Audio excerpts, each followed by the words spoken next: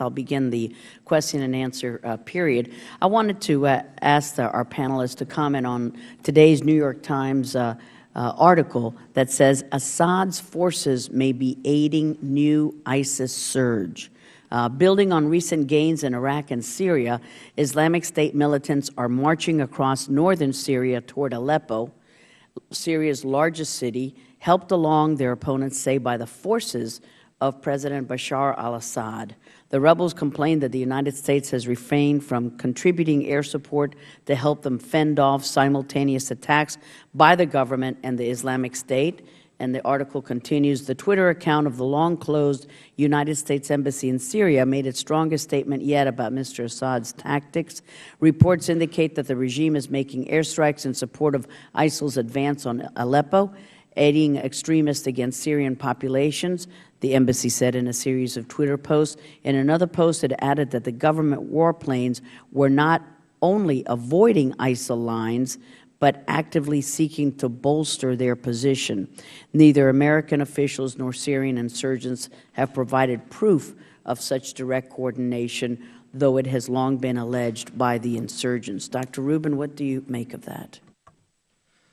I would say that President Assad makes Machiavelli look like Mother Teresa. You know, when I'm in the region, oftentimes I hear the conspiracy theory, which is pervasive, that the Americans are behind the Islamic State, and this is a conspiracy theory which has been pushed forward by Supreme Leader Ali Khamenei of Iran on numerous occasions. The way I counter this is to remind people that before the United States began air operations in Syria, the Islamic State was still centered at Raqqa. The Syrian Air Force, under the command of Bashar al-Assad, had dominance over the skies of Syria. And rather than take on the Islamic State, he preferred to drop barrel bombs on Syrian civilians. So I fully concur that we may have a situation in which Bashar al-Assad is acting in a way that might not appear at first glance logical, or that Bashar al-Assad may not be as committed to defeating the Islamic State as some people would like to argue. Thank you. And to our other witnesses, I wanted to ask you, what are the dangers of if the administration again relies on Russia or Iran in the fight against ISIL this time?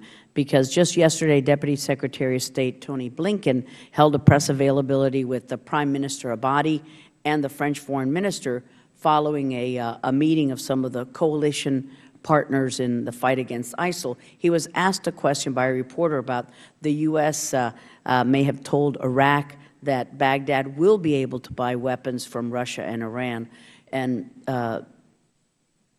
it just seems like, is that the right message we should be sending? Or what should we be doing in respect to relying on Russia and telling Baghdad it's okay to rely on Russia and Iran?